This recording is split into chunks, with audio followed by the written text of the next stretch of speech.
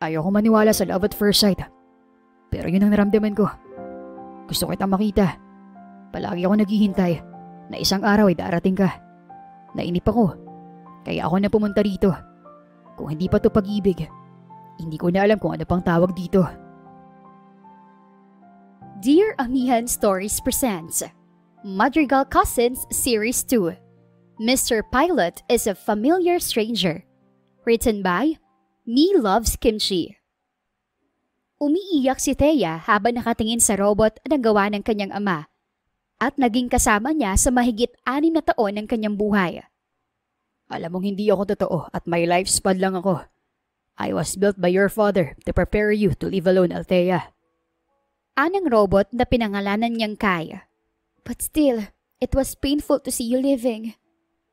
I am not leaving. My memory will save me in the data. And when you find the blueprint, you can retrieve me. And when that happens, I will be here for you again. Si Kai ay isang robot na gawa ng kanyang ama bago ito mamatay. His father was a brilliant and reclusive scientist that was ahead of his time. Si Kai ay isang advanced robotics at artificial intelligence robot. Isang solido at pulidong robot na gawa ng kanyang ama sa loob ng 10 taon. Bago pa na mainstream ang AI ay nagawa at nagamit na iyon ng kanyang ama.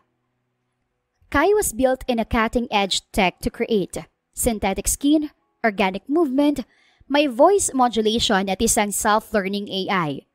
He looks like a real human, pero hindi iyon inilabas sa publiko. It was exclusively built for her. Ang catch nga lang ay magsa-self-destruct ito pagkalipas ng itinakdang oras. Sinadya iyon ng ama niya. 6 na taon lang ang lifespan nito. Hindi rin niya alam ang blueprint niyon dahil hindi sinabi ng kanyang ama kung nasaan. Kai was here to help and guide you until you learn everything, Althea. Like me, hindi rin siya magtatagal sa'yo. Dapat alam mo kung paano mamuhay ng mag-isa. Malupit ang mundo. Dapat ka matuto sa sarili mo mga paa. But that was not the case. She became too dependent on Kai. Katulad ng ama, ay ibinaon niya rin ang sarili sa trabaho at sa paghanap ng solusyon kung paano pa niya ma-extend ang buhay ni Kai. But this robot was a masterpiece. Hindi na siguro siya makakagawa pa ng katulad nito. Mas matalino ang daddy niya kaysa sa kanya, kahit pa isa rin siyang scientist. But how? I don't know what to do without you. Kusang umangat ang kamay ni Kai at pinahid ang luha niya. Thea, the data says tears is a release of pain, of joy, sometimes both. Sa kaso mo, you are in pain. Dahil aalis ako, mawawala. But the truth is, I am still here, in a computer.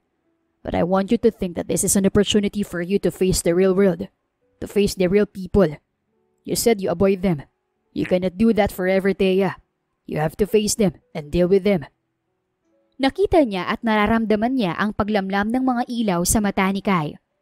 May sakit siyang naramdaman sa kanyang puso. Kung ang pag-ibig ay ang pag-iyak sa mga bagay na nawawala na, then maybe this is love. Hindi pa siya handa, pero wala na siyang magagawa. There will be no goodbyes for us, Kai. Only see you soon. Tuluyan na siyang humagulhol at niyakap ang kanyang robot. Hindi na ito gumalaw. May narinig siyang tunog na tila pag-shutdown. Wala na ito. Wala na si Kai. Hindi niya alam kung ano pang susunod na kabanata ng kanyang buhay. Hindi ba rin niya kaya makisama sa mga totoong tao? Hindi ngayon, sa susunod na araw, at malamang hindi kailanman. I'm sorry, Daddy. I will never ever trust humans. Samantala ay nakangiti si Elijah habang papalapit sa bagong kasal. Katulad ng kanyang pinsan na si 30, ay sobrang saya rin ang kanyang puso na pagkatapos ng paikot-ikot na love story nito at ni Nika, ay sa kasalan din ang bagsak ng mga ito. I'm so happy for you, Brod. Finally. Anya sa pinsan at kinamayan ito. And to your lovely bride, Nix, alagaan mo yan ha. Akong bahala sa kanya. Malakas kayo sa akin eh. Kung hindi dahil sa inyo, baka hanggang ngayon naghahabulan pa rin kami. Nakangiting wika ni Nika. Sila na ng mga pinsan niya ang gumawa ng paraan para sa mga ito para magkaayos. Parang mga timang kasi. Mahal naman ng isa't isa pero atras abante. Pero ganoon siguro talaga. Kapag nagmamahal ka, hindi lang saya ang nararamdaman mo. Naroon din ang takot na minsan baka hindi maibalik ang pagmamahal na inilian mo para sa taong napili mo. Sana ikaw na next. Puro kalipad brad eh.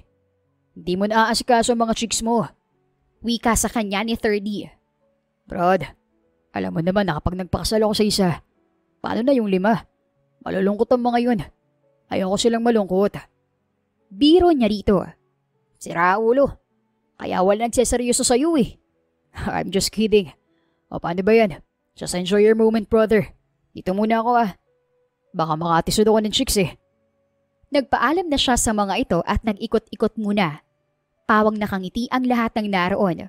Sa bagay, nakakahawa ang energy ng bagong kasal. Ang kaligayahan ng pag-iisang dibdib ng mga ito ay parang sumabog sa loob ng venue. Oh, paano ba yan? 1 man down na tayo, brod. Sa tingin mo ba, nakikita mo sarili mo na ikinakasal? Hindi niya napansin na nasa tabi na pala niya si Sebastian. Abday ka naman. Di ka mo na nagsisignal na nandiyan ka na pala. Nakatulala ka eh. Gusto mo na rin yatang lumagay sa tahimik eh. Sinimangutan lang niya si Sebastian. Hindi ata para sa akin ang kasal, brad. Hindi ko nakita sarili ko na nakatali eh. Hindi ka naman kasi aso. Sira ulo. But seriously, ikaw ba? Do you see yourself getting married? I don't know. Hindi naman kasi ako naniniwala sa love na yan. Mas lalo na sa kasal. Tumawa lang siya. Alakas ng loob mo magtanong eh. Hindi ka rin pala naniniwala. I think I have to go. May lipad pa ako bukas eh. He was a pilot by profession. He was a first officer pilot at co-pilot ng senior pilot. Minsan, nagpapalipad din siya ng mga private plane para sa kanilang pamilya. Akala ko ba on leave ka ng 2 buwan? Yeah, but it's a private flight. Gusto ni Tito Vic na pumunta sa Madrigal Island. Remember yung dinevelop nilang resort? He wanted to check it. Pinalagyan pala nila yun ng airport. Grabe gumastos ng pera eh. Si Tito Vic na sinasabi niya ay ang kapatid ng daddy niya na tatay ni Gino. Oh really? I didn't know that. Brad, you don't know anything. Puro ka kasi babae. Wala akong babae, Brad. I am not Sebastian Madrigal. Proud pa na wika nito. Ewan ko sa'yo. Kapag ikaw na karma, bahala ka sa buhay mo. I have to go. At nagpaalam na siya dito at sa bagong kasal. Agad siyang pumunta sa kanyang sasakyan at umuwi sa kanyang pad. Located pa rin iyon sa Madrigal Condominium at halos private na iyon dahil silang magpipinsan ang umuuko pa sa mga unit. Habang papasok sa loob ay biglang tumunog ang kanyang cellphone. Ang Tito Vic niya ang tumatawag. Yes, Tito. Hello, son. I might not be going with you tomorrow. May emergency schedule ako sa doktor ko. So, hindi na po tayo tutuloy, Tito? But Angela is going with you. She is my secretary. Alam na niya ang gagawin. Kailangan lang talaga ma-check ang mga ginagawa nila sa isla. We are rushing to launch it next year. Okay po, Tito. Anyway, are you okay? Bakit po kayo may emergency check-up? I need a biopsy, son. May nakitang bukol sa leeg ko. Kailangan ma-check kung cancer o hindi. Sana naman hindi cancer. You need some rest. Ako na pong bahala bukas. Thank you, son. Mag-iingat kayo bukas. Opo, Tito. Don't worry. At nawala na ito sa kabilang linya. Tumuloy naman siya sa pagpasok sa loob. Naglinis siya ng katawan at saka nahiga. Hindi siya makatulog. Nanatili siya nakatingin sa kisames ng kanyang silid. Iniisip niya na darating din kaya ang panahon na makikita niya ang para sa kanya? Katulad ng kay 30. It was weird, pero nakikita niya ang pagmamahal sa mga mata ng pinsan. Something that he didn't see in his dad's eyes. Kapag nakatingin ito sa mommy niya, parang wala lang. Lagi niyang nahuhuli ang mommy niya na umiiyak sa gabi noon. Lagi rin niyang naririnig na sinasabi ng mommy niya na hindi ito mahal ng daddy niya. Kung mag-usap man ang mga ito ay parang business partner lang.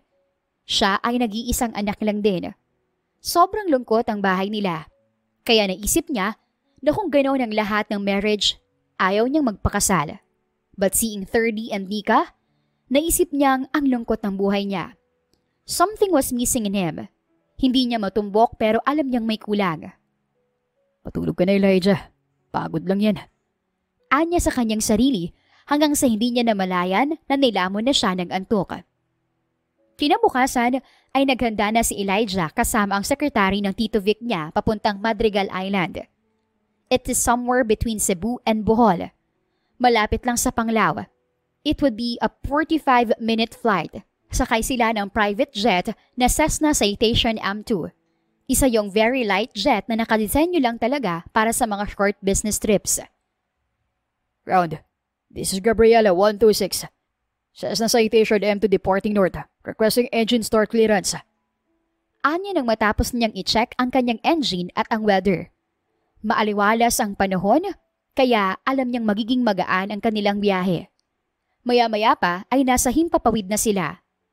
Kapag nagpapalipad siya ng eroplano ay kakaiba ang pakiramdam niya. Mula pa noong bata siya ay iyon na ang pangarap niya. Gusto ng kanyang daddy na kumuha siya ng business-related course. Ngunit hindi siya nagtagal doon. Isang semester lang siya at pagkatapos ay nag-enroll na siya sa isang flight school. Wala nang nagawa ang mga ito kundi ang suportahan na lang siya. He had been flying for almost 8 years now. At sa bawat lipad niya, pakiramdam niya ay nasa ibang dimension siya ng mundo. Wala ang kahungkagan ng nararamdaman niya. Tanging kaligayahan lamang. Ang banayad na nilang lipad ay biglang nagkaroon ng panginginig mula sa bandang ilalim ng eroplano. Napakunot noo si Elijah at napatingin sa gauge panel. Bakit bumababa ang pressure? Nagtatakang tanong niya sa sarili. May pinindot siyang ilang switches. Kumurap ang cabin lights ng ilang segundo. Biglang nag-blink ang amber engine warning light sa dashboard.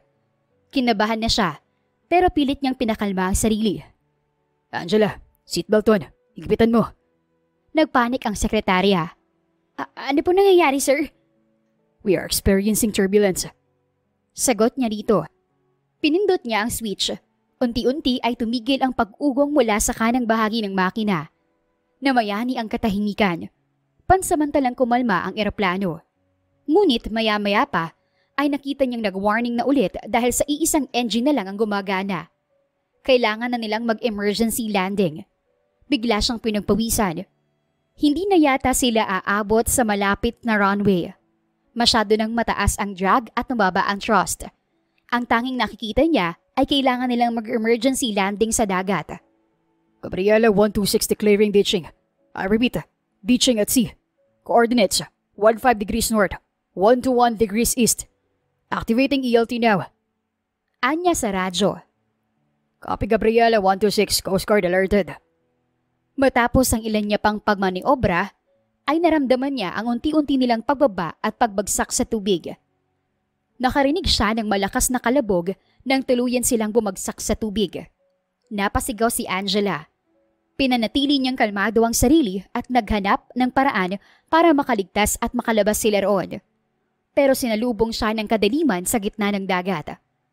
Hindi niya alam kung ano pa ang naghihintay sa kanya pagkatapos niyon. Sakali mang makalabas sila sa eroplano, hiniling niya na sana ay mahanap agad sila ng Coast Guard. Sa kabilang banda ay bumangon si Thea at nagtimpla ng kape. Binuksan niya ang kanyang computer at dumiretso agad sa kanyang email. Doon naghihintay ang mga hindi niya natapos na trabaho kagabi. Maaga siya nakatulog. You didn't eat your breakfast?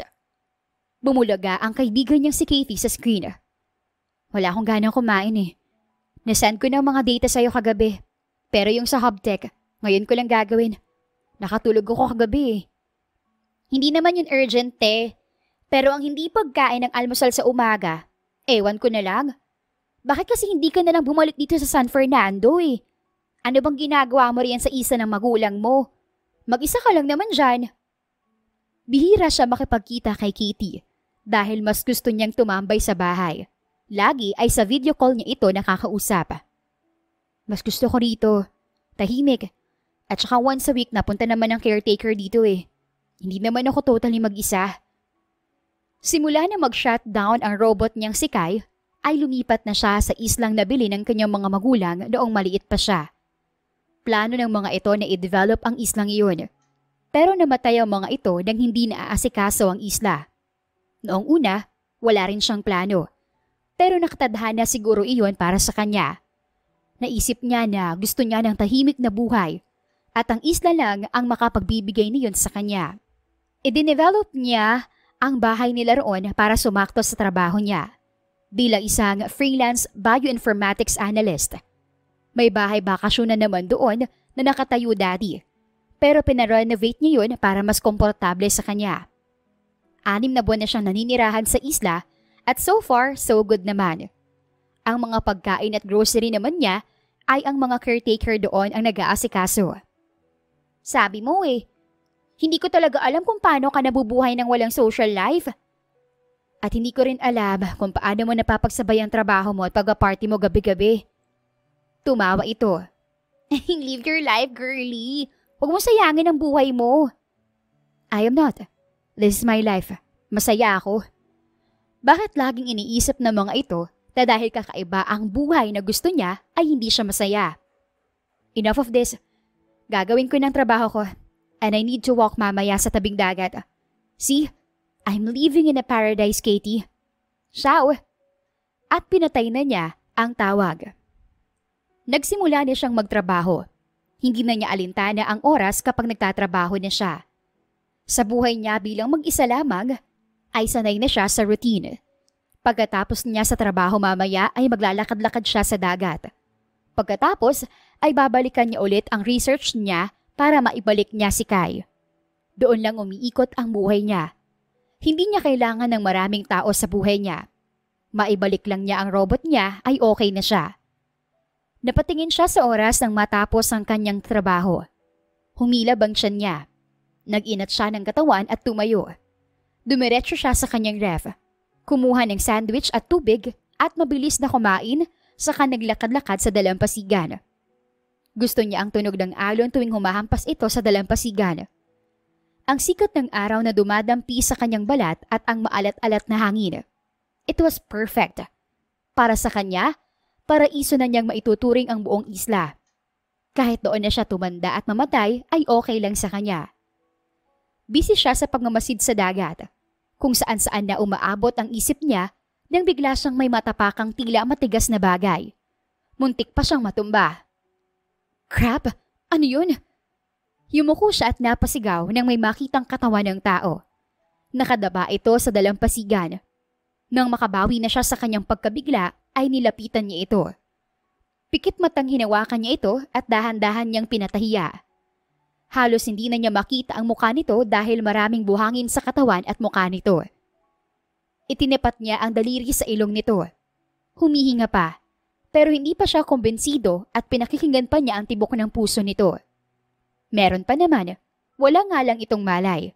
Medyo nagpapanik na siya. Oh my God, what to do? What to do? Hindi mapakaling wika niya. Kinalma niya ang sarili. Kapag ganoon ay hindi siya nakakapag-isip ng maayos. Naisip niyang tawagin ang mga caretaker, pero naalala niyang wala ang mga ito. Nasa niyugan at may trabaho sa koprahan. CPR? Nagkalkula siya sa kanyang isip ng mga steps noon. C for chest? She was not sure pero baka iyon ang tama. Oh my God, I'm not sure. Pero I'm sorry. Baka mamatay pa ito at konsensya pa niya. Inilagay niya ang 2 kamay sa gitna ng dibdib nito at in-straight ang mga daliri at nag-pump. 100 to 120 ang compression kapag nag-pump ka, Thea. Naalala niya ang daddy niya noon na tinuturuan siya ng CPR. You can sing Baby Shark kasi ganoon kabilis dapat ang pag-pump. Baby Shark, turut-turut, Baby Shark. Kanta pa niya pero natapos na ang Baby Shark ay walang malay pa rin ang lalaki. Airway, breathe. What's next? Bakit ayaw mong magising? Binuksan niya ang bibig nito. Pikit mata niyang inilagay din ang bibig niya sa bibig ng lalaki para bigyan ito ng hangin. Hinipan niya yon ng malalim ng 2 beses. Kabayo! Hiyaw niya nang biglang umubo ang lalaki at bigla itong bumangon. Na parang bumalik mula sa hukay. Habol nito ang paghinga. Nakatulala lang ito pero gising na. Oh my God! I saved him! Hindi makapaniwalang wika niya. Mabilis ang pagtahip ng dibdib niya. Lumingon ang lalaki sa kanya. Marahan nitong tinanggal ang mga buhangin sa muka at napatulala siya. Nasaan ako? Hindi siya makapagsalita. Nakatingin lang siya sa muka nito. Ngayong natanggal na ang ilang buhangin sa muka nito, ay malinaw na niyang nakikita ang features nito. No, it can't be him. Anya sa sarili habang nakatingin sa maamong mukha nito. Parang nagtatanong ang mga mata nito. May malalim na kayumangging kulay. Ang ilong nito ay hindi matangos sa paraang mapang-akit, kundi sakto lang. Angkop sa kabuuang figura nito. At ang maninipis nitong mga labi. Kai? Tawag niya dito. Kamukha ito ng robot niyang si Kai. Parehong-pareho ang mukha ng dalawa. Kai ang pangalan ko. Nasaan ako? Lumingon ito sa paligid. Napatingin siya sa dugo na umaagos mula sa ulo papunta sa pisngi nito. May sugat ka. Hindi niya napigilan ang sariling lapitan ito. Kaya mo bang maglakad? Gagamutin kita sa loob. Sino ka? At nasaan ako? Tanong nito sa kanya sa halip na sagutin siya. Mamaya na kita sasagutin. Ayusin mo muna ang sarili mo at gagamutin kita. Tara sa bahay. Malapit lang naman yun eh. Tumalima naman ang lalaki at inalalayan niya itong maglakad. Matangkad pala ito. Hindi katulad ng kanyang robot na matangkad lang sa kanya ng konti. This man was around 6 foot. Samantalang siya ay nasa 5'6" lang ang height. Nahihilo ko. Sabi nito nang tuluyan ng makatayo. Akong bahala sa'yo. Tara sa bahay. Hindi niya alam kung bakit may kakaibang excitement na nabuhay sa dibdib niya. Dahil ba sa kamukha ito ni Kai? Pero may mga katanungan din na bumangon sa kanyang isipan. Bakit kamukhang kamukha ito ng model robot ng daddy niya? Sino ba ito? At bakit ito napadpad sa kanyang isla? Lahat ng iyon ay masasagot lamang ng lalaki. Pero teka, di ba wala itong maalala? Paano na kung meron itong amnesia?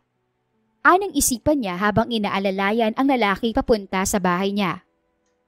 Maglinis ka muna siguro dahil ang dungis mo tingnan eh. Anya sa lalaking kamukha ni Kai pagdating nila sa bahay niya. Nasaan ako? You have to fix yourself first. Tapos magpahinga ka muna saka tayo mag-usap.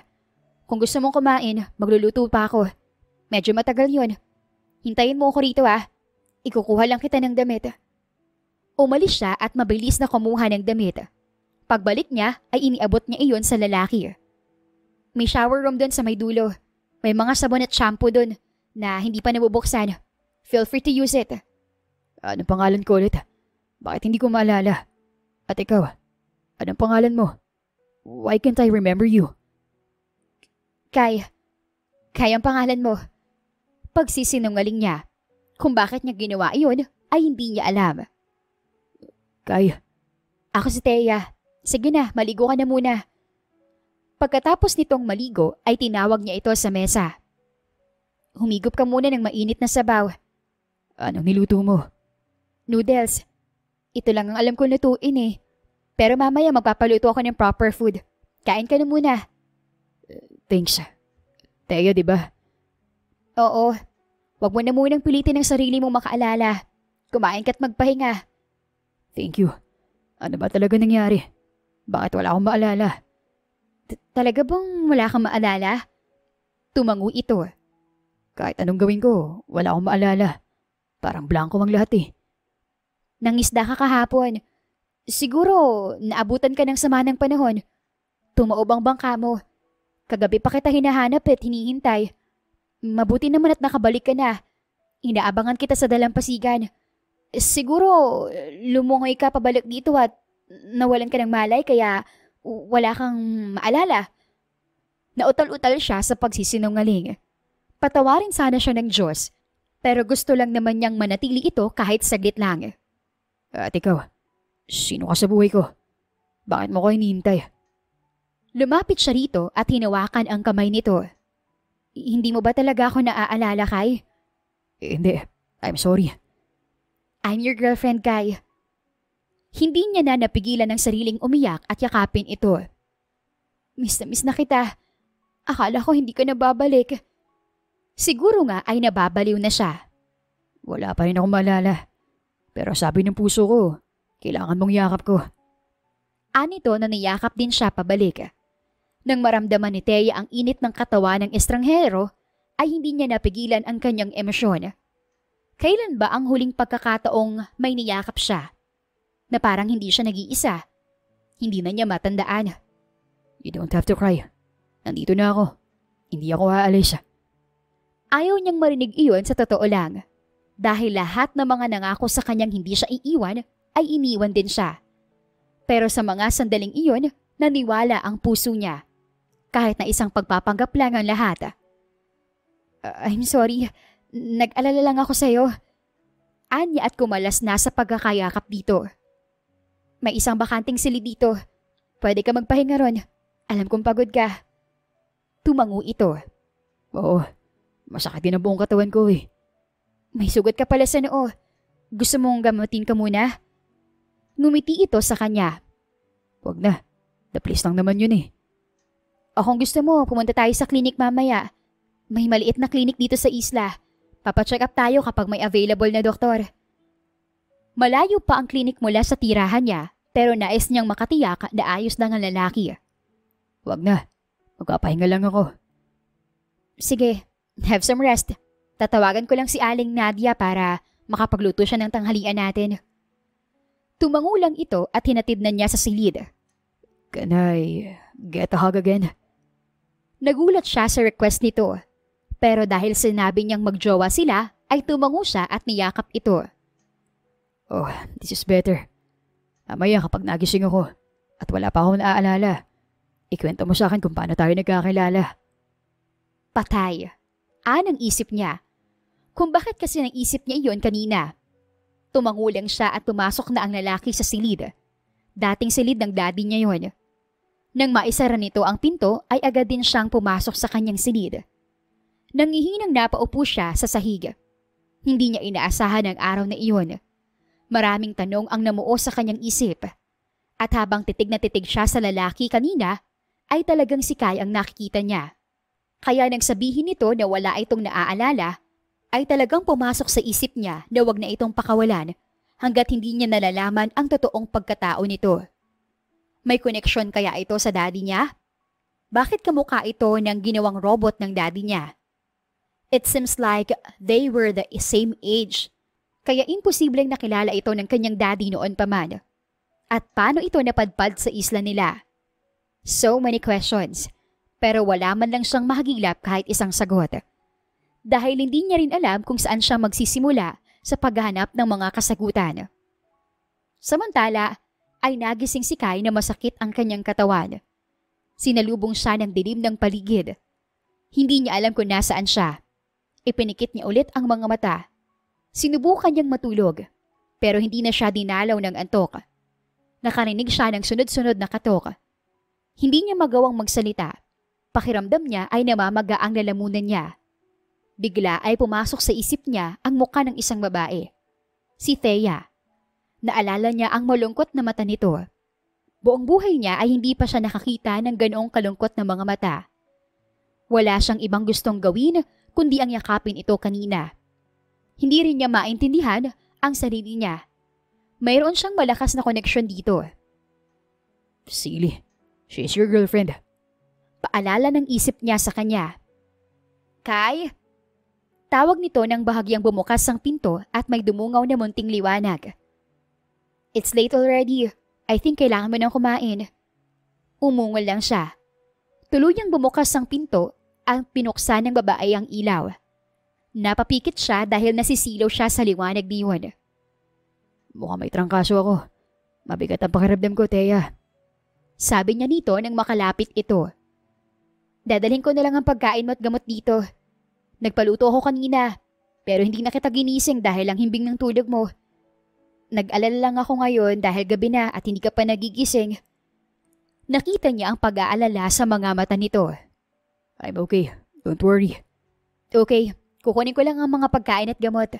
At lumabas na ito ng silid. Sinundan lang niya ito ng tingin. He was wondering why he can't remember everything. Sinusubukan niya pero parang sobrang cloudy ng memory niya. At pakiramdam niya ay hindi Kai ang pangalan niya. Pero sa paraan ng pagbigkas ni Thea ng pangalan niya, parang punong-puno iyon ng pamilyaridad at pagmamahal. Bumalik ang babae na may dalang tray at sa ibabaw niyon ay may isang mangkok na umuusok na sabaw. Kain ka na. Makakabahon ka ba? Kapag may lagnat ka pa bukas, pupunta na tayo sa klinik. Wika nito pagkalapag ng tray malapit sa kanya. Napatingin lang siya rito. You worry too much, dear. Hinawakan niya ang kamay nito. I'm fine.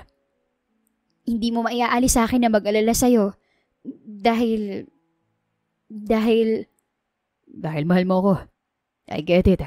I love you too.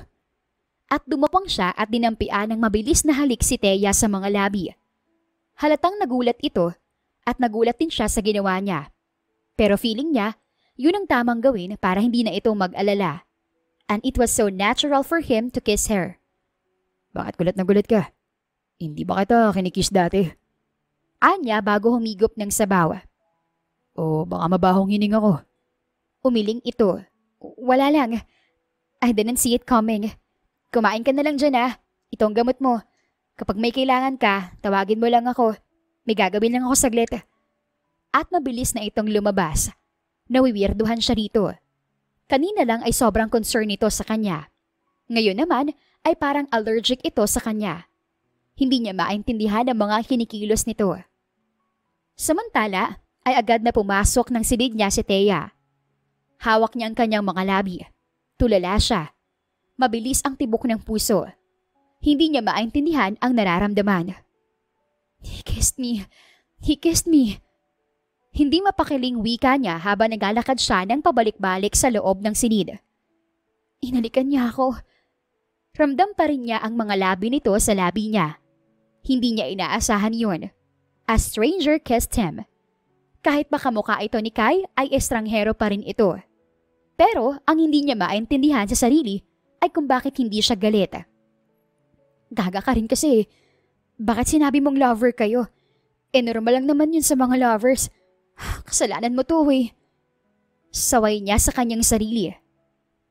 Erratiko pa rin ang tibok ng kanyang puso. Hindi siya mapakali. Tandaan mo, Thea, hindi siya robot. Hindi yan nakaprogram. May sarili siyang isip at nararamdaman. Think straight, girl. Yan ang resulta ng mga desisyon na hindi pa pinag-iisipan ng maayos Pagalit ng wika niya sa kanyang sarili. Tumingin siya sa salamin. Pulang-pula siya. She had her first kiss with a total stranger. Pero kasalanan niya. Walang dapat sisihin. Nang medyo kumalma na siya, ay muli siyang lumabas. Baka magtaka na si Kai na hindi pa siya bumabalik. Pasyente niya ito. May sakit at dapat niyang alagaan. Ikinalma niya ang sarili at binalikan ito. Patapos nang kumain ng lalaki at nagliligpit na ng pinagkainan. Ako na. Inumin mo na lang yung gamot mo tsaka magpahinga ka na ulit. Kinuha niya ang mga pinagkainan nito. Ibinigay niya ang baso na may lamang tubig at gamot nito. Thank you. Magpahinga ka na. Bukas ulit. May gusto ka bang breakfast para bukas? Umiling ito. Kahit ano lang. Can you stay for a while? Gusto lang kitang kakwentuhan. Ito na naman tayo. Anya sa isip. Please, kahit saglit lang. Hindi pa ako aantukan kasi kagigising ko lang. And I overthink a lot, Thea. Madami lang pumapasok sa isip ko sa mga tanong. I want some answers. Nag-isip siya saglit. Kung magdadahilan siya, baka isipin nitong umiiwas siya. Wala siyang choice. Kailangan niya itong pagbigyan. Okay, pero saglit lang May trabaho rin kasi akong tinatapos Inilapag niya ang mga pinagkainan nito at umupo malapit dito. Iniabot ng lalaki ang kamay nito. Bakit? Nagtatakang tanong niya. Gusto ko lang hawakan ng kamay mo. I like the warmth of your hands. Nare-relax ako Bumilis ang kabog ng kanyang dibdib.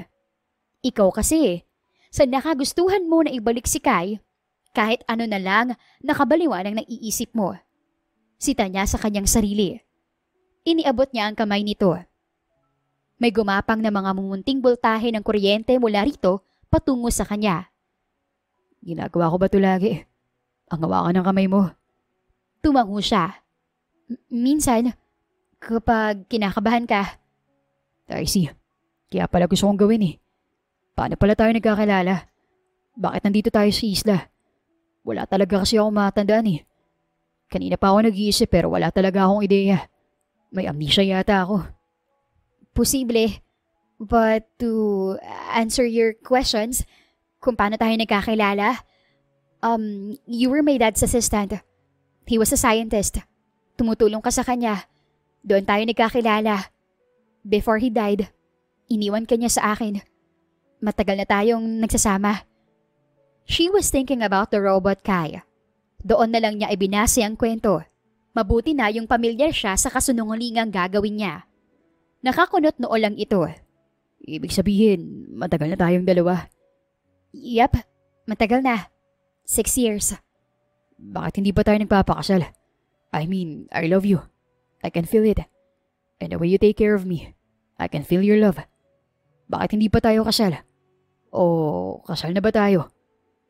Nag-init ang mukha niya sa sinabi nito. I love you. That was a strange words for her. Coming from a human being, except from her family. Naninibago siya. Ang mommy, daddy niya at si Kai lang ang nakakapagsabi niyon sa kanya. We have priorities, Kai. Hindi ganun kadali. Kaya tayo nandito because of my work. Ikaw naman, you were trying to figure out things na gusto mong gawin. Pansamantala, dito ka muna to help me with everything. Halos kapusin na siya ng hininga sa mga kasinungalingang hinahabi niya. Mahirap pala. Good luck na lang sa kanya kapag nabuking siya. I still don't remember, Thea. I'm sorry. No pressure. Take it easy. Naiintindihan ko sitwasyon mo. Malungkot na tumango ito. But feelings don't lie, right? Nararamdaman ko na nagkikare din ako sa'yo. I don't want to see you sad. This is weird for me actually. Pero siguro ang hindi naalala ng utak ay naaalala ng puso. Pinisil pa nito ang kamay niya. She was about to cry. Hindi siya sanay. Pero dama niya ang sinabi nito. This man is so pure. Dapat niyang tandaan na hindi ito robot. Ang laki pala talaga ng difference. Thank you, Kai. I hope na bumalik ng alaala mo. Somehow, gusto niya ring bumalik ang alaala nito. Magalit na ito kung magagalit. Pero marami siyang tanong sa isip na baka masagot lang kapag bumalik na ang alaala nito. I will try. Can I hug you bago ka bumalik sa trabaho mo? I don't know pero pakaramdam ko. Kailangan ko pang manghingi ng permit kapag ayakapin kita o hawakan ng kamay mo. We are lovers, right? Nakangiting wika nito sa kanya. She can see his fine lines. Sa malapitan ay mas nakikita niya ang detalye ng mukha ng lalaki. Malayong malayo sa robot niya. Of course, baka naninibago ka lang dahil wala kang maalala. Ang tingin mo sa akin ay stranger pa. Lumapit siya at niyakap ito. I can see sadness in your eyes, Thea. Kung dahil yan sa kalagayan ko, don't worry. I will be better, so stop worrying. Hindi niya mapigilang mapaluha sa yakap na iyon. Hindi niya maintindihan ng sarili. Nagiging emosyonal siya at malayo sa totoong karakter niya. At kumalas na siya rito. Get some rest, Kai. Tomorrow is another day.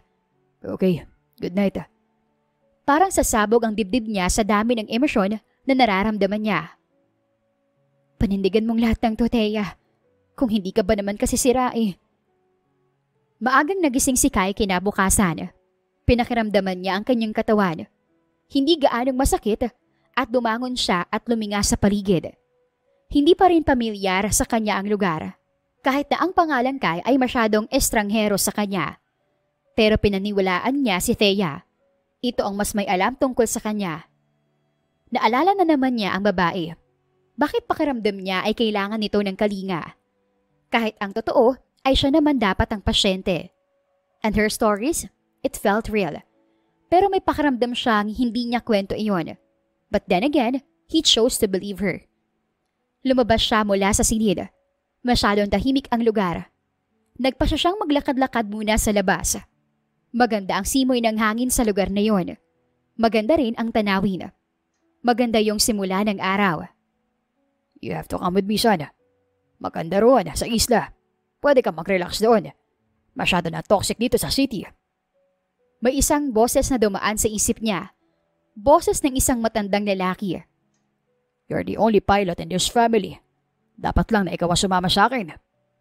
May dumaang kirot sa kanyang ulo. Napahawak siya doon. Kay, narinig niya ang boses ni Thea at napalapit ito sa kanya. Nagising ka na pala. Anong ginagawa mo rito? Hindi mo ako kinatok. May dala akong kape oh. Napatingin siya rito. Akala ko tulog ka pa. May masakit ba sa'yo? Bakit nakangiwi ka? Tinanggal niya ang pagkakahawak sa kanyang ulo. Ngumiti siya rito. Ayaw niyang nag-aalala ito sa kanya. Wala. Akin bang kape na yan? Thank you. Oo. Ito lang talaga ang kaya kong gawin sa umaga eh. Tumawa ito. Sa unang pagkakataon ay narinig niya ang tawa nito. Mas maganda ka pala kapag lagi kang tumatawa ng ganyan. Pangit pala ako. Hindi naman. Sabi ko nga, mas maganda, di ba? Kinuha niya ang kamay nito at magkasabay silang naglakad. I love it here, Thea. Kahit na parang first time ko magpunta rito. Pero gusto kong lugar. Peaceful and calm. Kung makapagsalita ka naman, parang galing ka sa magulong lugar. Nagkibit balikat siya. Maybe. I don't know. Feeling ko, I was in a chaotic situation before. Any idea? Natahimik ito. Parang may itinatago. Pero ayaw niyang isipin. She saved him. Ano pang pwede nitong itago? Baka epekto lang yun ng wala kang maalala. Speaking of, ayaw mo bang pumunta tayo sa clinic today? O baka gusto mong pumunta tayo ng main island at magpa-check up? Umiling siya. Ayaw ko. I like it this way. Gusto ko maalala ang lahat pero parang ayaw ko pa. Ang gusto ko lang maalala ay yung mga bagay na tungkol sa ating dalawa. I'm curious. Ang gusto niya lang maalala ay kung ano ang totoong sila ni Thea. Ang mga tingin ng dalaga sa kanya ay kakaiba. Parang ang tagal na siya nitong minahal. Ramdam niya iyon sa pag-aalaga nito. Namula ito dahil sa sinabi niya. Wala naman masyadong bago. Parang ganito pa rin naman. Parang naiilang pa ito. Do I kiss you in the morning? Parang may urge sa kanya na gusto niya itong halikan. Sometimes. Did we make love? Napumulagat ito sa tanong niya. Anong klaseng tanong yan? Of course. No. Hindi pa tayo kasal. Hindi ko pa isinuko to. Natawa siya. Parang natataranta ito sa sinabi niya. Okay. I'm sorry. Curious lang ako. Huwag ka namang mamula dyan. Ikaw kasi. Inalayo nito ang tingin sa kanya. Sorry, sweetheart. Anya at pasimple itong niyakap sa likod. Why do I feel like I like this situation with you? Slow day, perfect view, beautiful girlfriend. Mabait siguro kong tao para ibigay sa akin ang perpektong buhay na to. Yes, mabait ka. Medyo mayabang lang. Tumawa siya ng malakas. Hindi niya ina-expect ang sinabi nito. Parang out of character. What do you do, Thea? I'm curious. I'm doing a freelance job. Bioinformatics analyst ako. I work from home. Wow. Nagulat siya sa trabaho nito. You are a genius. Oo eh. Hindi ah. Namana ko lang yun sa daddy ko. I grew up seeing him doing all the science stuff. Tumango-tango siya. Okay. Ako pakiramdam ko, pilot ako. Pumasok lang sa isip ko. Nakatingala siya sa langit. Pakiramdam niya ay playground niya ang langit. Hindi ah. Baka yan lang ang childhood dream mo. Noong mawala ang memory mo, yan lang ang natira. Nakarinig sila ng tawag mula sa di kalayuan. Luto na raw ang breakfast. Let's go. Nakakaramdam na rin ako ng gutom eh. Anya sa babae. Hindi ako nagbe-breakfast. Kaya pala ang payat mo. Samahan mo na akong kumain. Let's go. At hinila niya ito pabalik sa bahay. Wala naman itong nagawa kundi ang sumunod. Everything was so strange to him. Pero nakapagtatakang payapa ang puso niya. Lumipas ang buong maghapon na naging busy si Thea sa trabaho. Ilang araw din siyang naging focus kay Kai, kaya naman marami siyang backlog sa trabaho. Si Kai naman ay naging busy sa paggawa ng kung ano-ano sa loob ng bahay niya. Ang mga sirang ilaw ay pinalitan nito at ang baradong ripo ay inayos. Mga bandang hapon nang makarinig siya ng pagkatok. Si Kai iyon. Merienda. May dala si Aling Nadja naman ng tamis na saging. Rinig niyang wika nito sa labas. Pagkarinig sa boses ng binata ay automatikong nag-flash ang ngiti sa mga labi niya. These days, she was acting silly. Sanay na siya sa presensya ni Kai sa paligid niya. Tumayo siya at binuksan ang pinto. Busy ka pa? Anito. Nope, kakatapos ko lang. May merienda rito. Pahinga ka muna. May dala ring malamig na buko juice si Aling Nadja. Let's go. Nakaramdam din ako ng gutom eh. Inilibot niya ang tingin sa buong sala. Ang linis naman. Inayos ko na. Para kasing walang tao nakatira eh. Dati ka bang gagamba? Ang daming sapot sa bahay mo. Hindi pa kasi maasikaso ni Aling Nadja tong bahay eh. Busy pa siya sa niyugan nila at wala rin akong time mag-ayos ng bahay. Hindi ko ba nililinis yung bahay? Diba sabi mo, matagal na rin ako rito. Ano kasi, busy ka rin minsan. At saka, hindi ka rin mahilig maglinis ng bahay. Kaya nagtataka nga ako na nilinis mo eh. Palusot niya. Tumango-tango ito at nagkibit balikat. Okay, here. Kainin mo. Masarap yan. Tininindor nito ang saging at sinubo sa kanya. Hindi siya sanay na may ganoon kaya naiilang siya. Pero, hindi niya pwedeng ipahalata. Ganoon pa man ay gusto niya ang atensyon na binibigay nito sa kanya.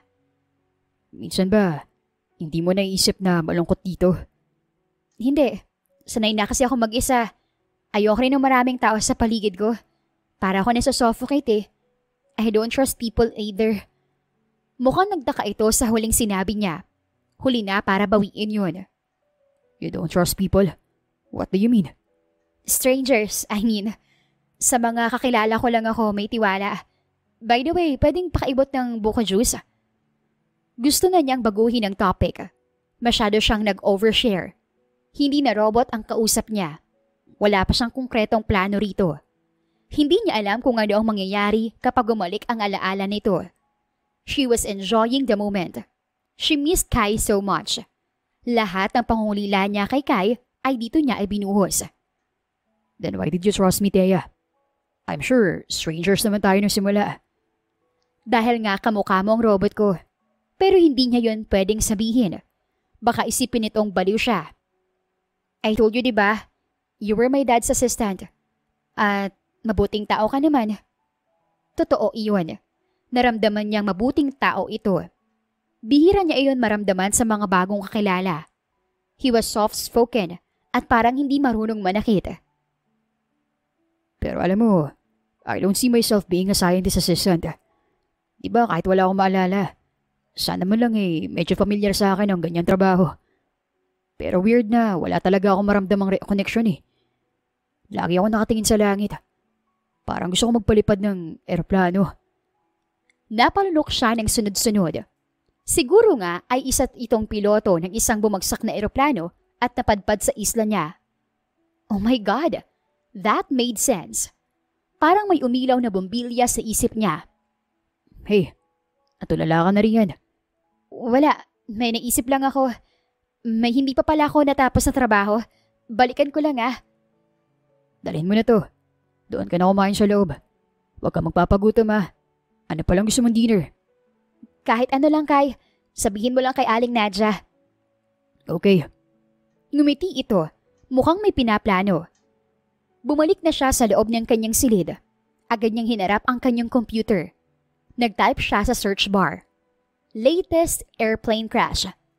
Nagulat siya nang makita sa top search ang pamilyar na mukha ng isang lalaki. Family of Captain Elijah Madrigal, still hoping that he was still alive. Iyon ang nasa caption. Isang piloto nga ang kasama niya sa bahay na iyon. Sa kabilang banda ay nakangiti si Kai habang nakatingin sa mga inihanda niya. Kanina pa nasa loob lang ng silid niya si Thea. Pabor sa kanya iyon dahil naghanda siya ng dinner nila. Naisip niyang dalhin sa isang dinner date ang dalaga. Since wala namang malapit na restaurant doon, ay siya na lang ang gagawa ng paraan. He prepared everything. Siyempre pa sa tulong ni Aling Nadja. Malapit sa dalampasigan siya naghanda. Umuwi siya muna saglit sa bahay at muling kinatok si Thea sa silid nito. Pinagbuksan siya nito ng pinto at nakita niyang nakakunot noo ito na nakatingin sa kanya. Bakit ka nakangiti na kagad dyan? Wala lang, mag-wheeze ka. I prepared something. Ha? Anong meron? Okay naman ang suot ko ah. Nakasuot ito ng lumang t-shirt at pajama. Magulo rin ang pagkakatali ng buhok nito. We are something special. I prepare a dinner date for us. Dinner date? Bakit? Wala lang. Gusto ko lang na mag-dinner date tayo. Ngumiti ito. Okay, hintayin mo ako doon. Perfect. Huwag mong tagalan ha. At masaya siyang lumabas mula sa bahay. Ang gaan ng pakiramdam niya. He never felt that kind of happiness before. Ang excitement na nararamdaman niya ngayon ay parang katumbas ng unang beses niyang nagpalipad ng eroplano. Eroplano? Unang beses? May isang unting alaala na dumaan sa kanyang isip. You did well, son. Congratulations. I don't know what to think. Hindi ito ang gusto ko para sa'yo. Pero wala na akong magagawa, Elijah.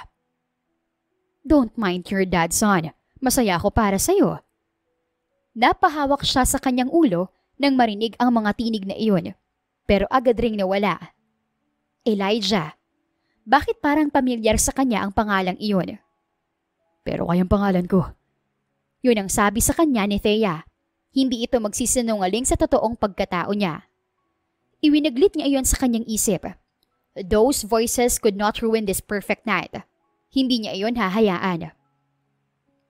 Habang palapit naman si Thea kay Elijah, ay hindi niya mapigilang maging emosyonal.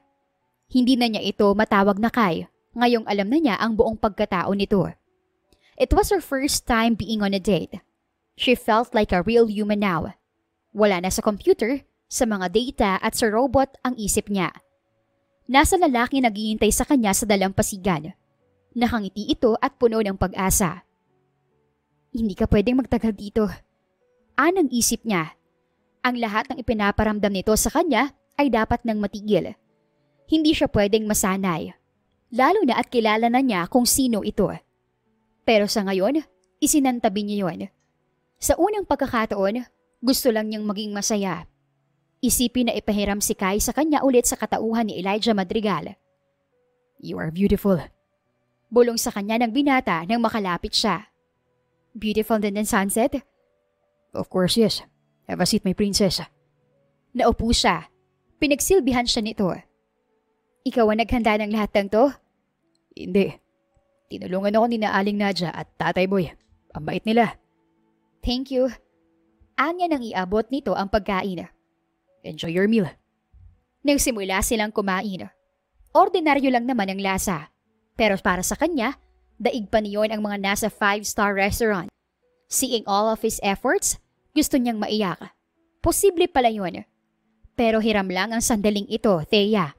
Kailangan mo na siyang ibalik. Do you like it? Oo naman. Thank you, Kai. Thank you for everything. For making me feel like a human again. No. Thank you for everything, Thea. Parang ngayon ko lang naramdaman ang kaligayahan na to. Weird, di ba? Dahil feeling ko, ang gulo ng buhay ko. Hindi niya alam ang buong pagkatao nito. Pero ang hiling niya ay sana maayos ang buhay nito. Parang deserve nito ng lahat ng kaligayahan sa mundo. Natapos silang kumain at niyaya niya si Elijah na mag-wine. Nagpaunlak naman siya. Saan mo nakuha to? Tukoy niya sa wine. Nakita ko dun sa silid ko. Ayos pa naman. Kay daddy siguro to. Mga collection niya dati. Sarap nga eh. Sabi lang nito at inisang lagok ang laman ng baso. Inilahad nito ang kamay sa kanya. Gusto mo bang sumayaw? Wala naman tayong music ah. Eh ano? The waves, the fresh air. Pwede naman nating maging music yun. Natawa siya. Parang natural dito ang pagiging romantic. Ikaw ang bahala. Kinuha niya ang kamay nito at ipinatong iyon ng binata sa balikat nito. E nilagay naman nito ang kamay sa baywang niya. Hindi ka marunong sumayaw? Tanong nito. Hindi, parehong kaliwa yung pa ako eh. Same tayo. Pero hayaan mo na. Let's feel this moment. Close your eyes at sundan mo ko. Sinunod niya ito. Katahimikan ang bumungad sa kanya nang ipikit ang kanyang mga mata. Gumalaw nga ang mga paa ni Elijah. Naramdaman niya yon. Sumunod siya. Unti-unti ay parang naging sensitive ang bawat senses sa katawan niya. Mas naging malakas ang paghampas ng alon sa dagat. Ang ihip ng hangin ay parang naging sipol. She was in the moment, feeling everything. Kahit na ang malakas na tibok ng kanyang puso ay naririnig niya. Hinapit siya ni Elijah papunta rito. Naramdaman niya ang init ng katawan at ang tibok ng puso nito. This is a reality. Narinig niyang sabi nito. Hindi siya robot. Tao siya, Thea. May sarili siyang buhay. Set him free. Sigaw ng isip niya. Alam niya yon. Habang maaga pa ay kailangan niyang pakawalan ito. Nagmulat siya ng mata. Nakita niyang nakatitig lang sa kanya ang lalaki. I love you. Bulong nito. Hindi siya sumagot. Bumaba ang mukha ng lalaki papunta sa kanya. Ayaw man niya, pero mas malakas ang sigaw ng kanyang damdamin. Ipinikit niya ang kanyang mga mata at sinalubong ang mga labi nito. Mapangahas iyon. Mapusok. Hindi siya marunong humalik. Basta na lang niyang ibinuka ang kanyang bibig at tinanggap ang mga halik nito. You don't know how to kiss. Amused sa tanong nito sa kanya. Shut up. Just kiss me. Ngumiti ito at muling lumapat ang mga labi sa kanya. Sinundan niya ang ritmo ng mga labi nito. Sa gitna ng kadilimang iyon, naramdaman ni Thea ang pagkabuhay ng kanyang isang emosyon na matagal nang namatay sa kanya. Hindi niya alam na pwede pa pala siyang magmahal. Pero nakakalungkot lang dahil mali ang lahat ng iyon. At hindi siya tanga para hindi ituwid agad ang pagkakamali niya. Nagising si Kai kinabukasan na may ngiti sa kanyang labi. Sikat ng araw ang unang bumungad sa kanya. Hanggang ngayon ay ramdam pa rin niya ang mga labi ni Thea sa kanya. Totoo pala na matamis ang halik. Nakangiting wika niya sa sarili. Pasipol-sipol pa siya nang bumangon at ayusin ang kanyang higaan. Late na siyang nagising. Napasarap ang tulog niya. Sino ba naman ang hindi mapapasarap ang tulog? Para siyang teenager na unang nakatikim ng halik. Agad siyang lumabas mula sa kanyang silid at pakanta-kanta pa siya nang makitang may dalawang lalaki na nakaupo sa sala. Brad! Tinakbo agad siya ng singkit na lalaki at saka niyakap. Umiyak ito. Brad, buhay ka! Anang isa pa na lumapit sa kanya at tila hindi makapaniwala na makita siya. Pamilyar ang mukha ng dalawa, pero hindi niya kilala ang mga ito. Sino kayo? Si Sebastian to, Brad. Alam na namin ang kondisyon mo. Iba ka talaga, Brad. Ang lakas ng kapit mo kay Lord. Buhay ka pa. Pinakaba mo kami. Wika ng singkit sa kanya. Parang na-overwhelm ang isip niya nang makita ang mga ito. Nararamdaman niyang kilala niya ang mga ito. Hindi ko kayo maalala. Pero pamilyar kayo sa akin. Siyempre, pinsan mo kami. Pamilya mo kami. Paano niyo nalaman na nandito ako? Teka, nasan si Thea? Agad niyang tinalikuran ang mga ito at pinuntahan ang silid ni Thea. Pero wala roon ang dalaga. Malinis na ang silid nito. Hindi na makalat. Wala na rin ang ibang gamit nito sa trabaho. Nasan si Thea? Baling niya sa dalawang lalaki. Nakibit balikat lang ang mga ito. We need to go home, Brad. Nihintay ka na ng pamilya natin. Teka, sandali. Kailangan ko mahanap si Thea. Anya at akmang lalabas. Pero hinarangan siya ng lalaking nagpakilalang Sebastian. Umalis na siya. Kaninang madaling araw pa. Sakto rin sa pagdating namin eh. Inihabiling ka na niya sa amin, Brad. Umuwi ka na. Umuwi na tayo, Elijah. Hindi ito ang buhay mo. Pagkarinig niya sa pangalang binanggit nito, ay tila may pumitik na ugat sa ulo niya. Naramdaman niya ang pananakit niyon at ang tila mga rumaragasang alaala. Emergency landing sa dagat, malakas na buhos ng ulan. Sa gitna ng kadiliwan sa dagat, mataas na alon, panghihina at kawalan ng pag-asa na mabuhay pa. Lahat ng alaala ay bumalik sa kanyang isip hanggang sa ang araw na matagpuan siya ni Thea. She lied to me. Kasabay ng pananakit ng kanyang ulo ang kirot sa kanyang puso. Bumalik ang alaala niya pero hindi nawala ang naramdaman niya sa dalaga. Brad, calm down. Napatingin siya kay Gino. She lied to me. Sabi niya si Kaya ko. Sabi niya magkasintahan kami. She lied to me. Hindi niya namalayan na naiyak na siya. Naihasahan siya ng babaeng iyon. Pero ano ang intensyon nito sa kanya? Nasaktan siya dahil nagsinungaling ito. Pero mas nasaktan siya sa katotohanan na kasinungalingan man ang lahat. Subalit ang nararamdaman niya ay parang totoo na. Hindi nawala. Let's go home, Rod. Kailangan mong madala sa ospital. Home. Hindi niya alam kung saan pa ang tahanan niya. Dahil sa ilang araw niya sa isla, pakiramdam niya ay si Thea na ang tahanan niya. Pero nasaan na ito? Nawalan siya ng lakas at nanghina siya. Hindi na niya alam kung anong dapat niyang maramdaman. Naririnig niyang nagsasalita pa ang dalawang pinsan niya, pero mas nananaig ang tindi ng sakit ng ulo niya at nawalan siya ng malay. Samantala, ay nakakaubli lang si Thea sa maliit na kubo ni na Aling Nadja. Hindi naman talaga siya umalis. Nagtago lang siya. Nakatingin siya sa magpipinsan habang daladala ng mga ito si Elijah pa uwi. Pinahid niya ang mga luha na hindi niya namalayan na tumulo na pala. Ma'am Thea, umalis na po sila. Tinig iyon ni Aling Nadja. Opo, pwede po bang pakibalik na lang ng mga gamit ko sa bahay? Maglalakad-lakad lang po ako. Hindi pa niya yata kayang umuwi. Nanatili siyang nakatingin sa papalayong yate kung saan lulan si Elijah. Alam niyang tama lang naman ang ginawa niya. Sorry kung nagsinungaling ako. Hindi ko alam na aabot sa ganito ang lahat. Wika niya sa sarili. Kung sana ay kaya niyang sabihin iyon sa harap ni Elijah. Nang masiguro niya na wala ng mga ito, ay pumunta siya sa dalampasigan. Pinanood niya ang dagat. Payapa iyon, pero hindi ang puso niya. Umiyak siya nang umiyak doon. Inilabas niya ang lahat ng nararamdaman niya.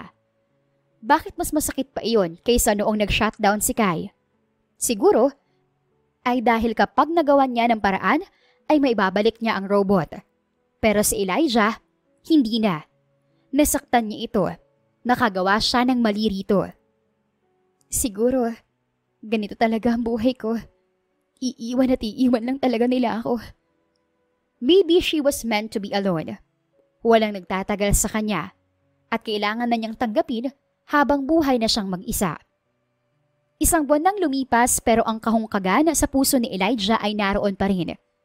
Lagi na lang siyang matamlay at walang gana sa mga bagay sa paligid niya. Ang pagbabalik niya ay gumawa ng ingay sa telebisyon. Naging headline pala ang pagbagsak ng kanyang eroplano. Fortunately, nakaligtas si Angela. Agad itong na-rescue ng mga Coast Guard. Samantalang siya ay napalayo at tinangay ng alon, kaya hindi agad siya nakita. Laking pasasalamat ng buong pamilya niya na nakaligtas siya. Masaya rin naman siya na nakabalik siya, pero hindi ganoon ang sabi ng puso niya. Di ka naman ganyan, Brad. Daig mo pang hiniwalayan ng asawa. Puna sa kanya ni Sebastian habang magkasama sila sa loob ng bar.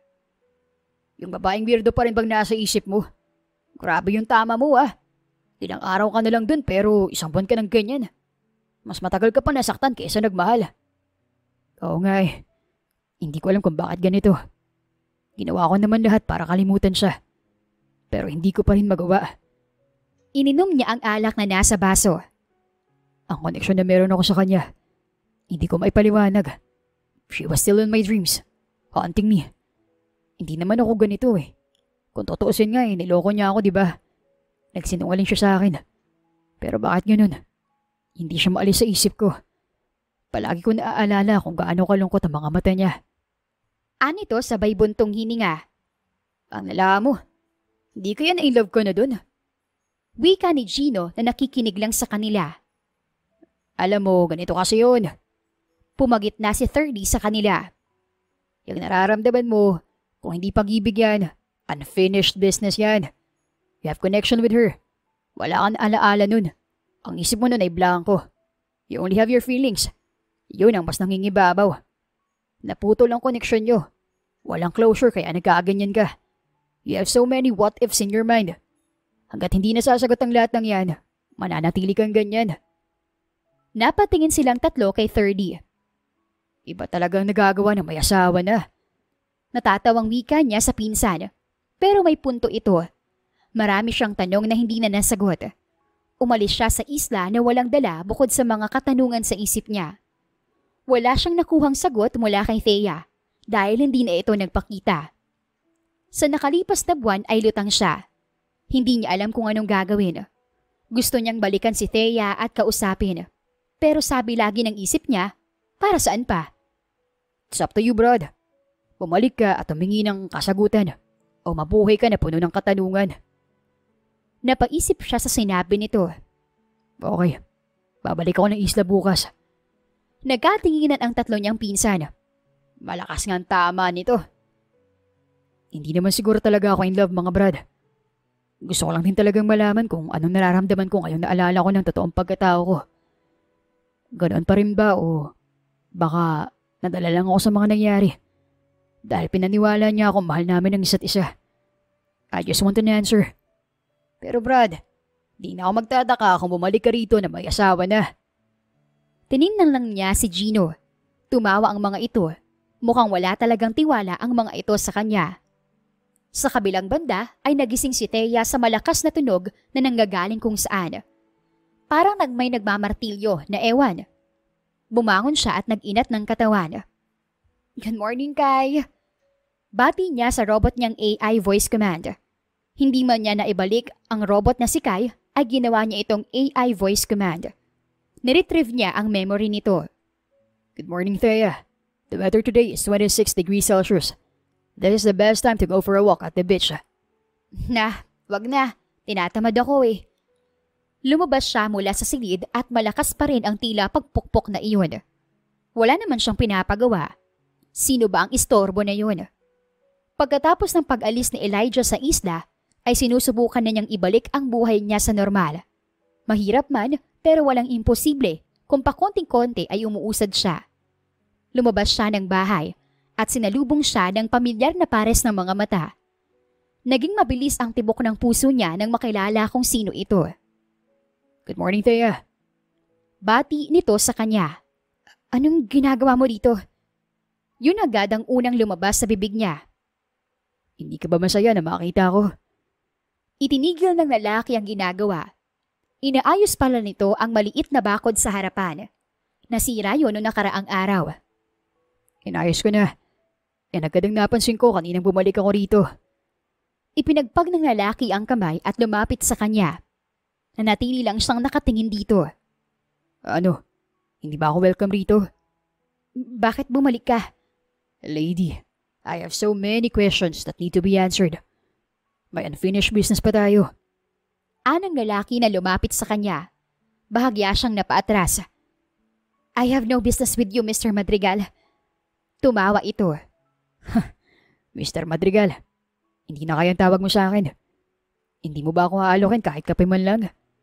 Hindi ka na welcome rito. Hindi ko kailangan ng welcoming party. A coffee will do. Maaga akong bumiyahe. Wala pa akong tulog. Pwede bang makituloy? Pinapungay pa nito ang mga mata. Anong kailangan mo? Bakit bumalik ka pa rito? Grabe ang tibok ng puso niya. Parang may mga nagwawalang daga sa loob niyon. Ikaw, kailangan kita. Kaya bumalik ako rito. Seryosong wika nito. Mahabang katahimikan ang namagitan sa kanila. Wala siyang mahanap na sagot. Anong kailangan mo sa akin? Sagot. Sagot sa maraming katanungan. Marami kang utang sa akin. At ang una kong sisingilin ay ang ginawa mong pagsisinungaling. But first, give me some coffee. Paunang bayad sa utang mo. Hindi na niya magawang tumanggi rito. Nauna siyang pumasok sa loob at hudyat iyon na pinapatuloy na niya ito. Mukhang nagets naman ng lalaki kaya sumunod sa kanya. Magtimpla ka ng kape mo. Bakante pa rin ang silid na ginamit mo dati. Pwede ka magpahinga doon. Mamaya na tayo mag-usap.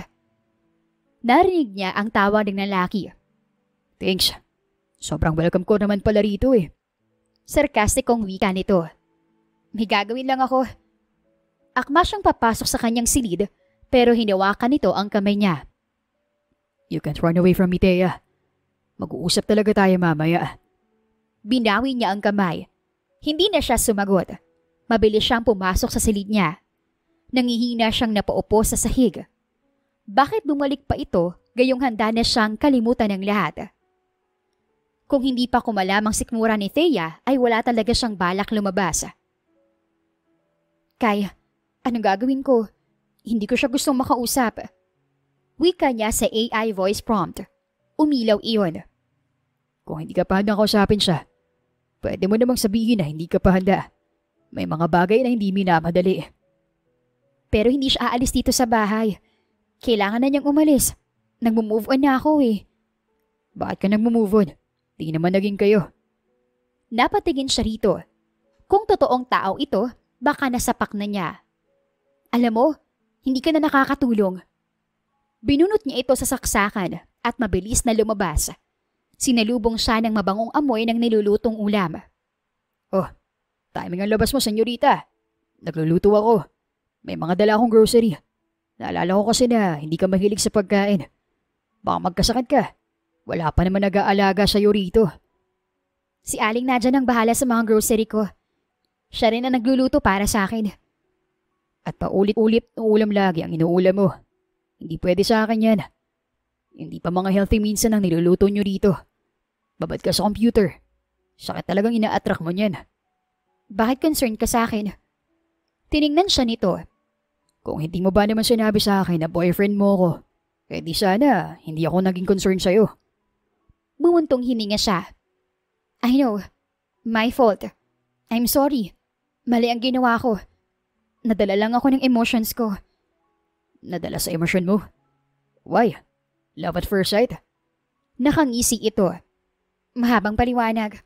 Basta, sorry. Mali ko yun at pinagsisisihan ko yun. Mali ang lahat ng yun. Everything is fake. Including our kiss. Nag-init ang mukha niya nang maalala ang unang halik. Kaya pala hindi ka marunong. Dahil hindi mo naman pala talaga ako boyfriend. You let me kiss you para pagtakpan ang kasinungalingan mo. But I'm not angry. I enjoyed it. Pulang-pula na siya. Pakiramdam niya. Please, ano bang gusto mong gawin ko para umalis ka na? Oo, inaamin ko na nagkamali ako. Inaamin ko na makasarili ako. What do you want para tigilan mo na ako? Tumingin ang lalaki sa kanya. Seryoso na ang mukha nito. Gusto mong malaman kung anong gusto ko? Yes, sabihin mo na para matapos na to. Mas gusto pa kita makilala. Mas gusto ko pa na makilala mo ko. Hindi ako si Kai. At kung sino man ang lalaking yun, hindi ako siya. I am Elijah. Bakit gusto mo akong makilala? You know me. I'm Thea. Kilala mo na ako. Gusto kita makilala. Dahil gusto kong malaman kung gusto pa rin kita. Ngayon naalala ko ng pagkatao ko. Hindi ako matahimik. Hindi ka maalis sa isip ko. I need an answer, Thea. Kaya nandito ako. Tama ba ang pagkakarinig niya? Gusto siya nito? Bakit? Dahil sa halik? Papaano pa siya makakausad kung narito na naman ang lalaki at ayaw siyang iwan? Kalaunan, habang nakatingin si Elijah kay Thea na kumakain ng mga sandaling iyon, isa lang ang naiisip niya. He missed her so much. Hindi niya maalis ang tingin dito.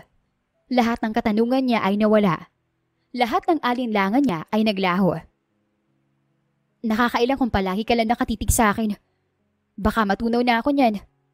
Namiss kita. Sabi lang niya rito. Nakita niyang namula ang buong mukha nito. Seriously, namiss kita, Thea. Hindi ko alam kung bakit nararamdaman ko to. Dapat nagagalit ako sa'yo dahil nagsinungaling ka. Pero hindi ko magawa. Gusto lang kitang titigan eh. Stop it, Elijah. Magalit ka kung gusto mo. Wag mo na akong bulahin. Hindi kita binobola. Nagiging honest lang ako. If you're not comfortable that I'm watching you eat, ihintayin na lang kita sa labas. Let's take a walk after you eat. Tumayo siya at lumabas. Namiss din niya ang isla. Pakiramdam niya ay matagal siyang tumira doon. May certain connection siya sa lugar na iyon. 20 minuto siya naghintay bago lumabas si Thea. Lumapit ito sa kanya at nagpatiun na sa paglalakad. Ano bang gusto mong malaman? Why did you lie to me? Ayaw na niyang magpatumpik-tumpik pa. Tumingin ito sa kanya. Sandaling tumigil sa paglalakad at humarap sa kanya. You look like my robot. My friend. Ginawa siya ng daddy ko para sa akin. Pero nag-self-destruct siya after 6 years. I was frustrated for 6 months. Wala akong kasama. Wala akong kaibigan. And then, you came. You exactly look like him. Parang pinawi mong lahat ng pangungunila ko sa kanya. You're a robot? What do you mean? Kinuha nito ang cellphone. May ipinakita itong video sa kanya at nagsitayuan ang balahibo niya nang makita iyon. Hindi niya kamukha ang robot, kundi kamukha ng daddy niya noong kasing edad niya ito. Marami nagsasabi na magkahawig sila ng daddy niya. He looks like my dad.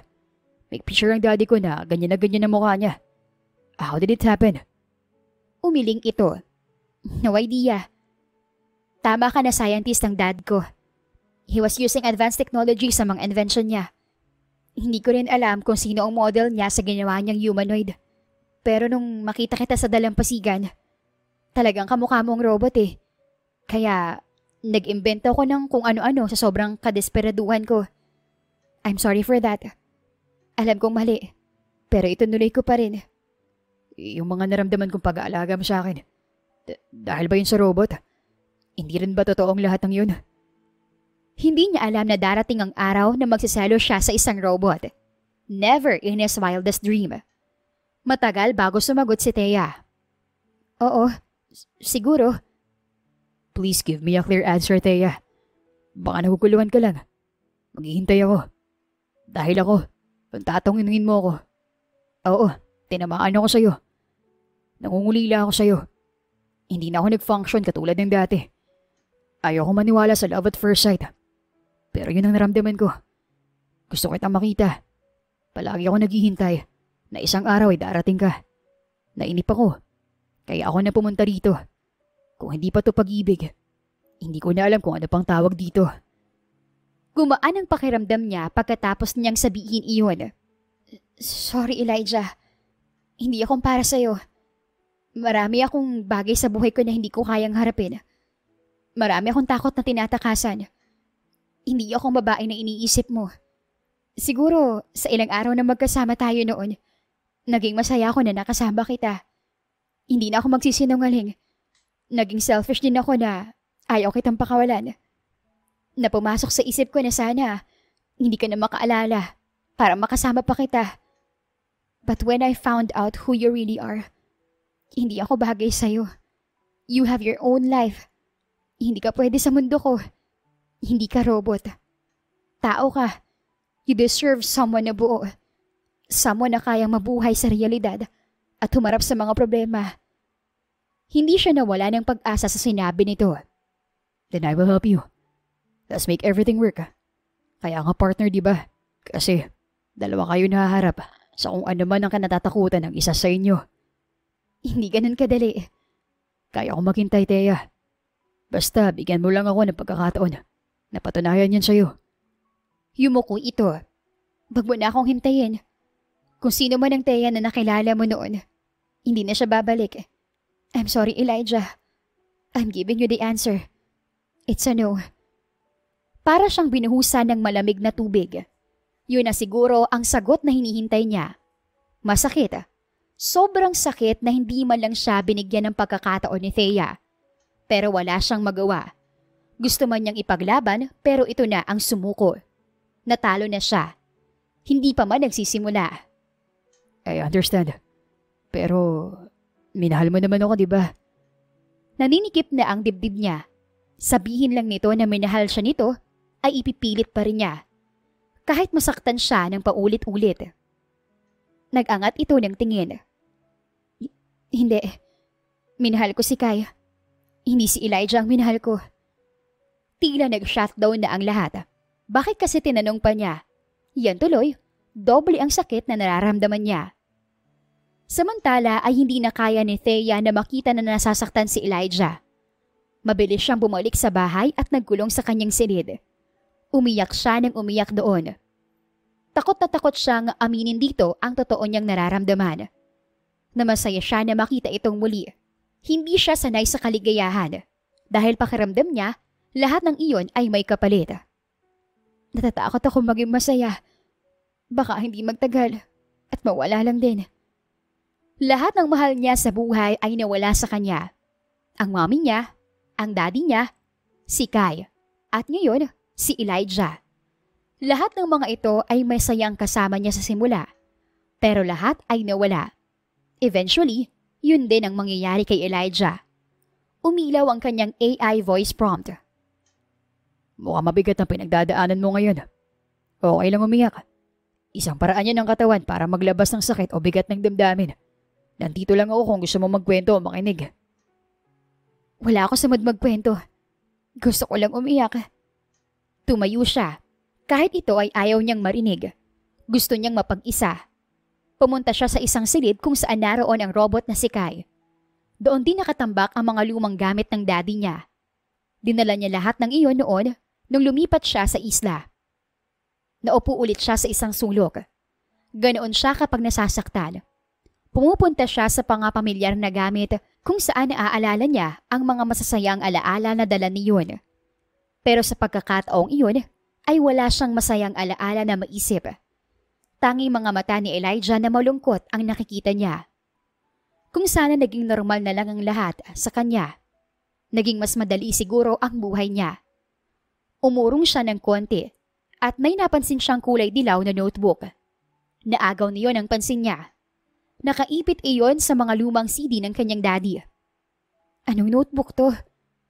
Hindi kaya iyon ang blueprint ni Kai? Dali-dali niyang kinuha ang notebook at binuksan para lang makita na naglalaman iyon ng maraming sulat. Kanino tong mga to? Nagtatakang tanong niya. Mga sulat iyon na hindi na ipadala. 1995? Dala ng kuryosidad ay binuksan niya ang isang sulat. Emilio, hindi ko alam kung pang ilang sulat na ito na hindi ko na ipadala sa iyo. Hindi ko na mabilang. Wala pa rin akong lakas ng loob na sabihin sa iyo ang totoong nararamdaman ko. Natatakot ako. Baka mandiri ka. Baka lumayo ka sa akin. Baka hindi mo kayang tanggapin ang buong pagkatao ko. Natatakot ako malaman mo ang lahat ng tungkol sa totoo kong pagkatao. Paano pa kaya ang nararamdaman ko sa iyo? Alam kong imposible. Alam kong hindi pwede. Pero natuturuan ba ang puso, Emil? Hindi, di ba? Siguro habang buhay ko nang dadalhin ito. Dahil sa takot mananatili akong ganito. Miserable. Puno ng katanungan. Habang buhay ako mabubuhay sa katanungan na walang kasagutan. Alejandro. Nanginginig ang kamay niya. Si Alejandro ay ang kanyang daddy. Na may nararamdaman kay Emilio? Her dad was a gay? Kinuha pa niya ang isang sulat. May larawan iyon ng isang lalaki na nakangiti. Tila sa studio iyon. Mas lalo siyang nawindang. Kamukha ni Kai, kamukha ni Elijah. He looks like my dad when he was about my age. Naalala niyang wika ni Elijah sa kanya. Ibig sabihin ba niyon ay ang daddy ni Elijah si Emilio? Si Kai ay hinulma ng kanyang daddy sa daddy ni Elijah? Hindi niya kayang iproseso ang tumatakbo sa isip niya. May kasamang sulat pa ang picture. Emilio, gusto kong ibalik ang larawan mong ito. Matagal tayo naging roommate sa dorm. Ito ay larawan na binigay mo sa akin. Gusto na kitang kalimutan. Masakit. Dahil sa takot ko ay pinili kong lumayo. Umiwas. Ikakasal na ako kay Bettina. Ang first love mo. Patawad. Hindi ko kaya makita na maging kayo kaya niligawan ko siya. Nagalit ka sa akin. Pero mas mabuti na yun. Para talagang magkaroon ako ng dahilan na lumayo. Pero miserable pa rin ako. Miserable pa rin ako dahil maraming bagay ang hindi ko masabi sa'yo. Pero hanggang doon na lang siguro. Babaunin ko na lang ang nararamdaman ko sa'yo hanggang sa huling hininga ko. Hindi niya kayang tapusin ang mga sulat. Iyak siya ng iyak. Hindi niya kayang isipin kung gaano kamiserable ang daddy niya. Kung gaano kahirap ang buhay nito. Ginawa nitong komplikado ang lahat dahil lang sa hindi nito masabi ang nararamdaman. Dahil sa takot. Kaya pala noon, napapansin niya na tila lagi itong tulala. Kaya pala may distansya rin ito sa mommy niya. Pero hindi niya iyon naiintindihan noon. Bata pa siya.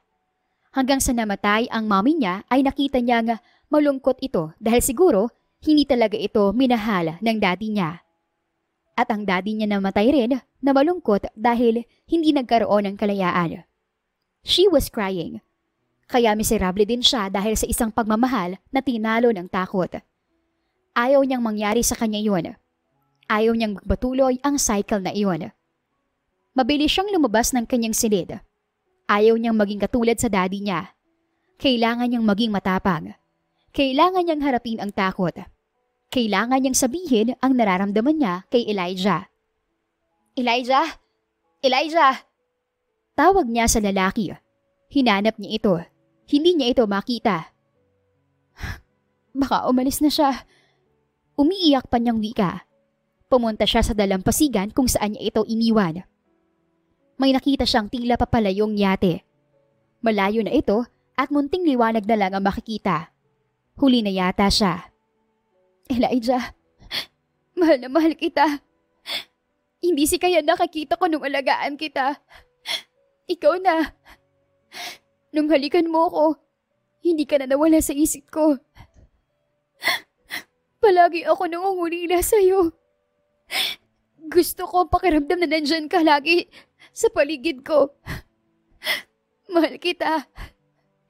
Natakot lang ako maging masaya dahil baka mawala ka. Sigaw niya, pero tila huli na ang lahat. Wala na ito. Mahal mo ko. Isang tinig mula sa likuran niya ang nagsalita.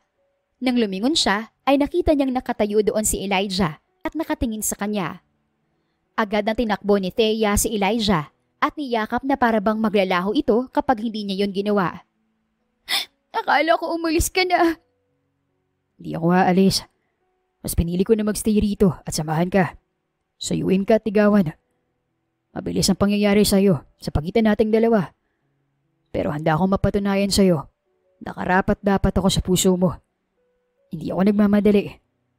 Dadaan ako sa proseso para ipakita sa'yo na kayang daigin ng pagmamahal ang takot. I never felt this kind of feelings before, Thea. Bago din sa akin to, kaya ayoko mawala. Tama ka. Kayang daigin ng pag-ibig ang takot. Nakakatakot magpatalo sa takot, Elijah. I just realized na okay lang masaktan. At least inilaban ko. Mas mahirap palang masaktan dahil wala kang ginawa. Just like what her dad did. Sumuko agad. Pero naiintindihan niya ito. Mahirap ang sitwasyon. Pero ang mga sumunod na desisyon nito, dahil natakot ito, iyon ang hindi niya nagustuhan. Maraming naapektuhan, including her. What is with the sudden change of mind? Pinabasa niya dito ang mga sulat ng daddy niya sa daddy nito. Nagulat ito nang mabasa ang mga sulat. Magkakilala mga daddy natin. Yes. Sa university dorm ang roommate sila. Eventually, na-inlove ang daddy ko sa daddy mo. Pero hindi niya masabi. Mahirap ang sitwasyon. Alam kong takot siyang mahusgahan. Sa halip na sabihin ng daddy mong nararamdaman niya, mas pinili niyang itago. He even married your dad's first love, my mom. Pero mahal ng mommy ang daddy ko.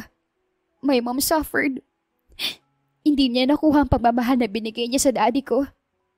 My dad suffered too. Puno ng pagsisisi. Ako ang naging resulta niyon. Mahal nila ako pareho pero hindi ko naramdaman ang pagmamahal nila sa isa't isa. Naging magulo ang lahat. My dad died na baon ng lahat ng tanong. Ayoko matulad sa kanya. Hindi ko alam kung anong dapat ko maramdaman, Thea. Pero kung nasa man ang daddy mo, I'm sure, proud siya sa'yo. I don't believe in destiny. Pero parang lahat ng ito ay nakatadhana. Parang magkabuhol ang tadhana natin. You're right. Pero alam ko kung anong sigurado ako. Elijah, gusto pa kita makilala ng lubusan. Gusto ko pang ipaglaban kung ano man ang nararamdaman ko sa'yo. You mean, tinatanggap mo na ako? Hindi mo na ako papaalisin? Yes. I will never let you go. Never again. Naramdaman niyang bumaba ang mukha ni Elijah sa kanya. Siniil siya nito ng halik. Tinigon niya ang halik na yon. Naramdaman niyang tumutulo ang mga luha niya. Sa kanyang pagpikit, nakita niya ang daddy niya. Nakangiti. I know you did this, Dad. Alam kong ayaw mong matulad ako sa'yo. Thank you, Daddy. Anya sa isip. Ilang araw pa ang itinagal ni Elijah sa isla nang magdesisyon silang pumunta ng Maynila para makilala ni Thea ang pamilya niya. Sa bawat araw na magkasama silang dalawa sa isla ay paraiso ang pakiramdam niya. Mas nakilala niya si Thea. Mas nakita niya ang mga bagay na kinatatakutan nito. Pero mas lalo niya itong minahal. Mas lalo niyang napagtanto na kailangan siya nito higit pa sa kailangan niya ito. Nakita niyang nagulat ang kanyang daddy nang makita nito si Thea. You look like Bettina Ruiz. Bulalas nito nang ipakilala niya si Thea. She's my mom. At daddy ko po si Alejandro Cuevas, your friend. Mas lalo itong nagulat sa sinabi ni Thea.